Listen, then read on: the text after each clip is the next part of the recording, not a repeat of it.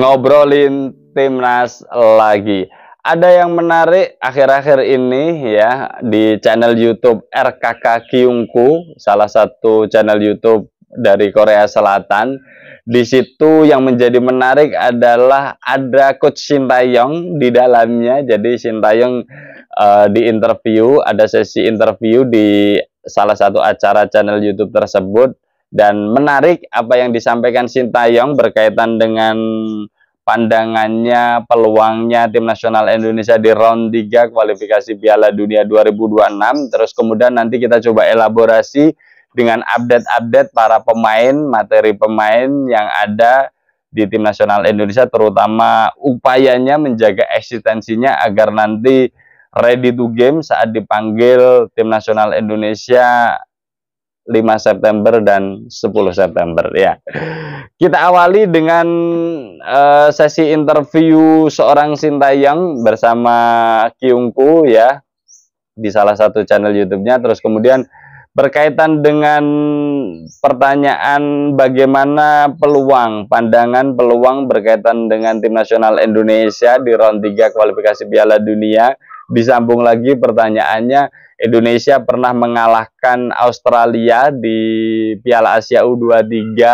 Apakah nanti di tim nasional Indonesia senior juga akan berupaya hal yang sama ya? Terus kemudian menarik apa yang dikatakan Shin Tae-yong. Shin Tae-yong mengatakan diawali dengan ya target tim nasional Indonesia tidak berada di posisi 1 dan posisi 2, akan tetapi mencoba meraih di posisi 3 atau posisi 4.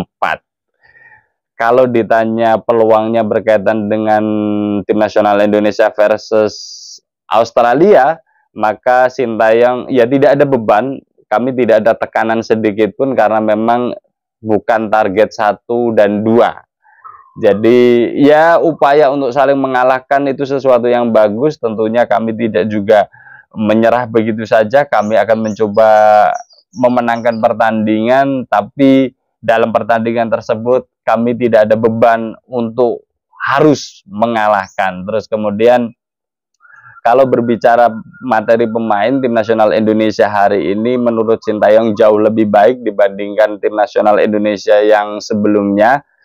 Terutama ketika melawan Australia adalah para pemain tinggi badan, body balance, ya, body contact. Tim nasional Indonesia hari ini sudah setara dengan Australia, jadi ini nanti akan menjadi pertandingan menarik buat tim nasional Indonesia dan tentunya buat Australia. Terus kemudian ketika ditanya berkaitan dengan perjalanan tim nasional Indonesia yang diinginkan Shin Tae-yong, ya sekali lagi bukan posisi 1, bukan posisi 2, akan tetapi posisi 3 atau posisi 4, dan kami siap untuk berada di putaran keempat ya, dan di situ mencoba meraih 1 tiket. Kalaupun masih belum berhasil, kami masih siap untuk bisa menjalani babak playoff, peluangnya 50-50. Kami tidak bisa mundur, yang bisa kamu lakukan adalah maju ke depan, ya, melihat tantangan itu dan mencoba meraih 1 tiket menuju Piala Dunia 2026. Saya pikir pernyataan yang sangat rendah hati dari sosok seorang Shin Tae-yong, akan tetapi bukan rendah diri. Beda ya, kalau rendah hati sebenarnya tetap ada kualitas pada diri tim nasional Indonesia. Kita juga bisa melihat profesionalitas seorang Shin Tae-yong, begitu marahnya ketika tim nasional Indonesia dirugikan saat pertandingan, pernah di kartu merah, pernah di kartu kuning ya. Terus kemudian kritikan kerasnya terhadap penyelenggara turnamen saat konferensi pers yang mengakibatkan seorang Shin Tae-yong didenda ya karena mengkritik terlalu keras. Hal-hal tersebut adalah contoh nyata ya, suatu hal yang diperlihatkan Shin Tae-yong bahwa Shin Tae-yong sangat total sekali dalam melatih tim nasional Indonesia. Jadi saya pikir sampai detik ini sosok seorang Shin Tae-yong akan tetap menjadi sosok yang tepat bagi tim nasional Indonesia. Kita coba elaborasi apa yang dikatakan Shin Tae-yong berkaitan dengan peluang tim nasional Indonesia. Elaborasi dengan materi pemain. Yes, kita senang para pemain tim nasional Indonesia terutama di abroad menunjukkan eksistensinya. Seorang Ivar Jenner kita tahu belum lama ini diikutkan pramusim FC Utrecht Senior bersama dengan Ole Romeni, dan ketika itu Ole Romeni menciptakan gol, suatu pertandingan yang membuat kita senang, happy, ada pemain tim nasional Indonesia masuk di tim senior FC Utrecht. Dan ini bagi Ivar Jenner juga tentunya menunjukkan eksistensinya bahwa dia masih layak untuk berada di tim nasional Indonesia di tengah persaingan tim nasional Indonesia yang hari makin ketat dia. Dan belum lagi nanti kalau ada para pemain baru, pemain naturalisasi baru yang akan tetap dilakukan oleh PSSI dan Badan Tim Nasional Indonesia. Terus kemudian kita juga happy melihat Jaitzes diminati Torino, ya mau di Torino mau di Venezia, saya pikir seorang Ivar Jenner, seorang Jaitzes, lupa terus ya, seorang Jaitzes menunjukkan eksistensinya dan berada di Serie A Liga Italia, ya sesuatu yang luar biasa, sejarah bagi perjalanan pemain tim nasional Indonesia. Terus kemudian menarik lagi pemandangan dalam waktu dekat pramusim, tur pramusimnya Venezia akan menghadapi FC Utrecht, jadi akan bertemu nih, Jaitzes bertemu dengan Ivar Jenner, bertemu dengan Ole Romeni. Ya semoga saja kedekatan ini akan menambah sisi emosional para pemain tim nasional Indonesia untuk terus menjaga eksistensinya, menjaga performanya, menjaga kondisi kebugarannya, sehingga nanti jika tim nasional Indonesia memanggil, mereka ready to game.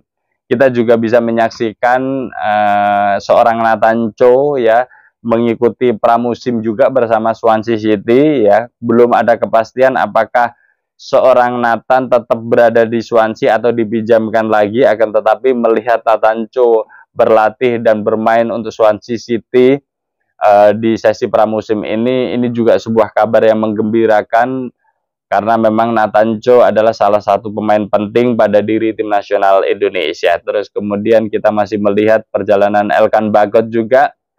Peluang besarnya kayaknya dipinjamkan lagi, ada derby country atau yang bermain di Liga Championship, Liga Kasta kedua, ada satu klub juga di Liga Kasta ketiga ya yang meminati seorang Elkan Bagot. Ya yang terbaik untuk Elkan Bagot ya, agar nanti juga kondisinya tetap terjaga.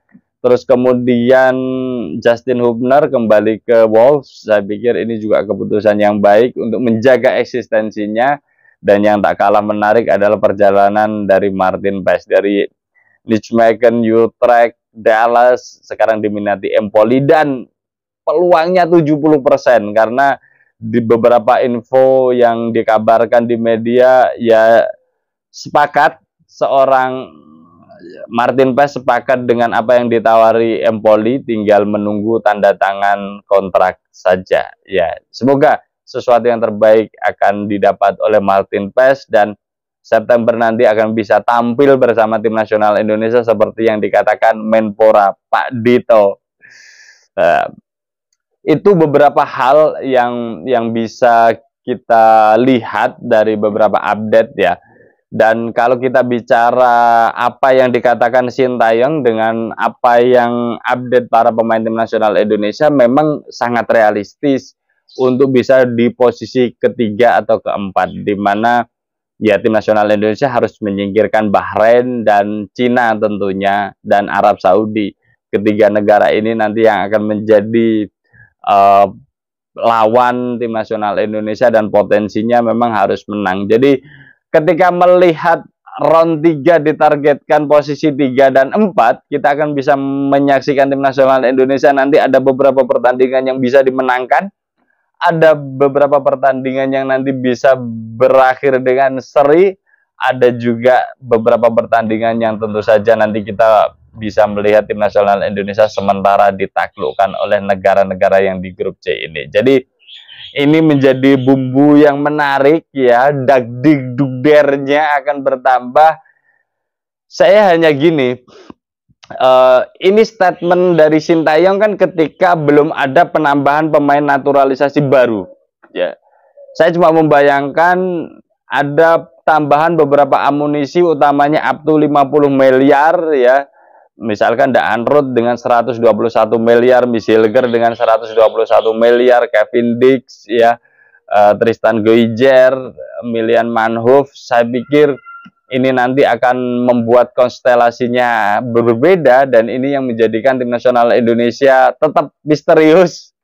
Ya, dan saya menunggu kalimat Sintayong bahwa ya dia akan meralat pernyataannya dan akan mentargetkan tim nasional Indonesia bisa berakhir atau mengakhiri round 3 ini berada di posisi runner up, sehingga tim nasional Indonesia akan bisa langsung lolos Piala Dunia 2026. Jadi kita tunggu saja pernyataan dari sosok Sintayong ya, berjalannya waktu bersama dengan para amunisi-amunisi baru ya.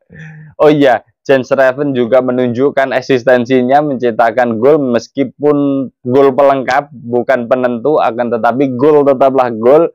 Jadi seorang Jens Schreven sudah menciptakan gol untuk tim nasional Indonesia meskipun baru di tim nasional Indonesia U19. Tidak apa-apa. Yang penting titik awal itu dimulai Jens Schreven. Semoga saja nanti juga, ya siapa tahu seorang Sintayong juga akan memanggil seorang Jens Schreven ke timnas senior, dan ini menjadi sesuatu yang menarik bagi kita semuanya untuk kita tunggu. Jadi sekali lagi kita tunggu pernyataan atau bukti seorang Sintayong akan mentargetkan tim nasional Indonesia untuk berakhir atau berada di posisi runner up kualifikasi Piala Dunia putaran ketiga 2026. Bersama saya Setia Uban, thanks for watching.